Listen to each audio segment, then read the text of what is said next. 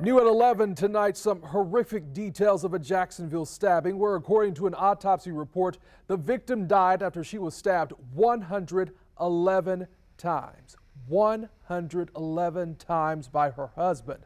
Our partners at the Jacksonville Times-Union tonight reporting this all happened at the Coquina Bay Apartments over on San Pablo Boulevard near Beach Boulevard on August 8th. Police say that they could hear the victim screaming for help as they arrived, and when they couldn't get through the door, they climbed through an open window. The woman's husband, Nelita Abdel Majid, told police that she had started kicking him first, attacking him, I should say, and he had cuts to his neck and chest. But a doctor says those appeared to be self-inflicted. He has been charged with second-degree murder tonight.